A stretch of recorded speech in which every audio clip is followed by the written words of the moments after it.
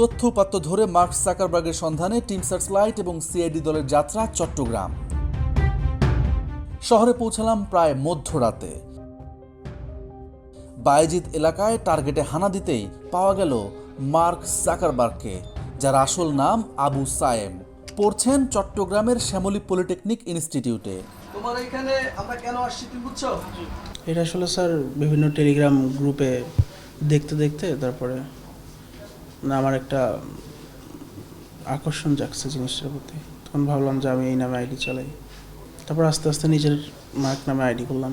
মানে অনলাইনের বিভিন্ন সাইটে যে সময় জিনিসগুলো দেখতাম তখন মানে আমার থেকে হঠাৎ শখ জাগলো যে ওরা যেহেতু সাইটগুলো করতেছে আমি একটা গ্রুপ খুলে ভিডিও টিডিও সব মানে পাবলিশ করি।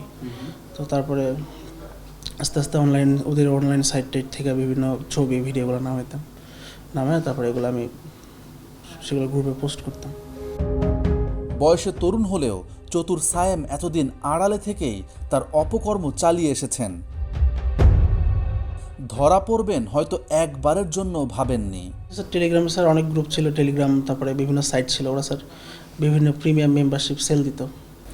স্যার পম ছিল, তারপরে অলওয়েজ থার্স্টি, তারপরে নটি ডিজায়ার, লক ইন লাস্ট, এই কয়টাই। জি। মেধা শ্রমের অপব্যবহার করে টাকা কামানোর এই পথ কতটা লোভনীয় বোঝা গেল তার আয় রোজগারের হিসাবে। কত ক্লায়েন্ট ছিল না? 200-এর মতো। প্রতি মাসে কত টাকা দিত তোরা?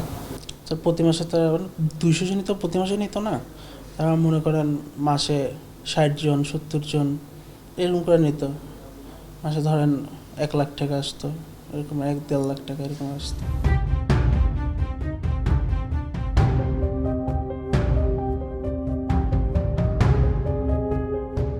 আইনশৃঙ্খলা বাহিনীর হাতে ধরা পড়ার খবরে মধ্যরাতে ছুটে এসেছেন অসংখ্য মানুষ, যারা তাকে চিনতেন উদ্যোক্তা তথা ফ্রিল্যান্সার হিসাবে।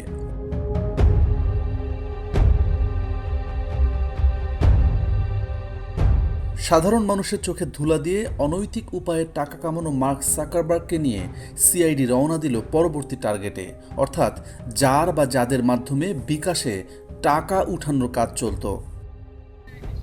বাজিদ বসতে আমি দাঁড়াও, আমি আসতেছি তাহলে।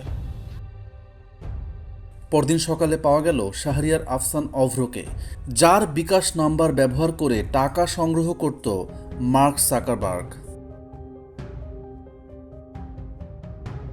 আমি ওরে প্রশ্ন করছি যে তুমি যেহেতু টাকা এতই আছে তোমার, তুমি বিকাশের মাধ্যমে ক্যাশ আউট করো বা অন্য পর্যায়ে যায় ক্যাশ আউট করো, তুমি আমার মাধ্যমে কেনই তুলতেছো?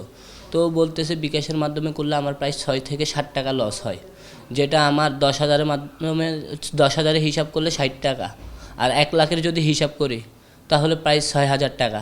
তো আমি এই টাকাটা বাঁচানোর জন্যই তোমার এই হেল্পটা নিচ্ছি।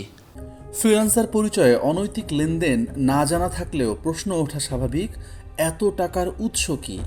আমি একবার জিজ্ঞেসও করছি কয়েকবার যে তোমার এত টাকা কই থেকে আসে, তুমি যা করো আমিও তো তা করি, ডিজিটাল মার্কেটিং, বুস্ট প্রমোট, তোমার এত ক্লায়েন্ট কই থেকে আসলো?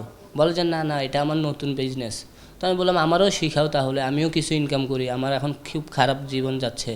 সন্দেহ হয়েছে তাই বারবার এটা জিজ্ঞেস করছি, বারবার বলছি ভাই এত টাকা কই থেকে আসে, আর যদি তোমার ক্লায়েন্টই টাকা পাঠায় তাহলে তোমার নাম্বার থেকে কেন স্ক্রিনশটগুলো দিচ্ছ? তোমার ক্লায়েন্টের স্ক্রিনশট দাও, ক্লায়েন্ট ব্যাংকে পাঠাক।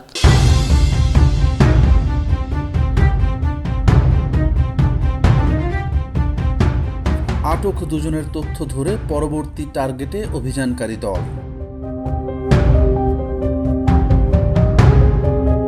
ঘুটঘুটে অন্ধকার পেরিয়ে টার্গেটে হানা দিতেই পাওয়া গেল জুনায়েদ বগদাদি শাকিলকে, যিনি মার্ক জাকারবার্গের কলেজ বন্ধু।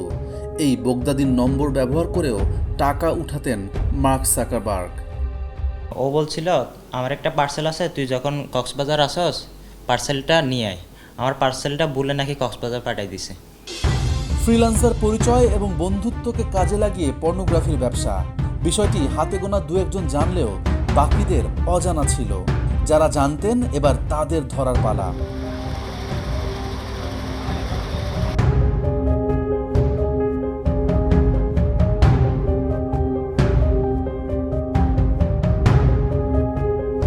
কর্ণফুলী পেরিয়ে সি রিসোর্স এলাকা থেকে ধরা পড়ল মার্ক জাকারবার্গের সেকেন্ড ইন কমান্ড শুভ, সঙ্গে সহযোগী জসিম। আমি এখানে কিচ্ছু করি না, আমি যার সাথে এখানে কথাবার্তা বলি, সবার সাথে আড্ডা দেই। আটক 5 জনকে নিয়ে ঢাকার পথে রওনা দিল সিআইডি দল। গ্রুপের অন্যদের ধরতে নেওয়া হলো ভিন্ন পদ্ধতি। ছদ্মবেশে জাকারবার্গের গ্রুপে খবর ছড়ানো হলো তাদের গুরু ঢাকায় আসছেন।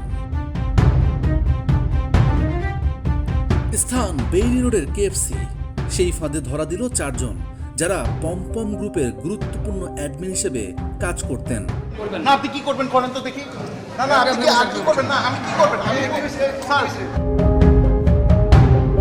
ভুক্তভোগীদের অভিযোগ ও অনুসন্ধানের উপর ভিত্তি করে পমপম গ্যাংয়ের 13 জনের একটি তালিকা করেছে টিম সার্চলাইট, যাদের মাস্টারমাইন্ড মার্ক জাকারবার্গ ওরফে আবু সায়েম, প্রধান সহযোগী ডিটিআরডিএস শুভ ওরফে মশিউর রহমান। বাকিরা গ্রুপ অ্যাডমিন এবং লেনদেনে সহযোগিতা করেছেন। এই গ্রুপে জড়িত অন্য 4 জন এখনও পলাতক রয়েছেন। আমরা ওই যে মাস্টার মাইন্ড তার অ্যাকাউন্ট চেক করে দেখলাম, হিউজ লেনদেন, হিউজ। তার পেশা যদি দেখানো হয়, যে আমরা যদি বলি যে তোমার পেশা কি, সে বলে বেকার। আবার কাউকে কাউকে বলে ফ্রিল্যান্সিং ব্যবসা করে। এখন এই যে ফ্রিল্যান্সিং ব্যবসার আড়ালে তারা কি করে? আড়ালে তারা এই ব্যবসাগুলি করে, যেটা সম্পূর্ণ অনৈতিক এবং বেআইনি। গ্রেফতারকৃতদের ফোন ও ল্যাপটপ থেকে এখনো পর্যন্ত মোট 28,000 আপত্তিকর ছবি আর 20,000 ভিডিও কন্টেন্ট উদ্ধার করেছে সিআইডি।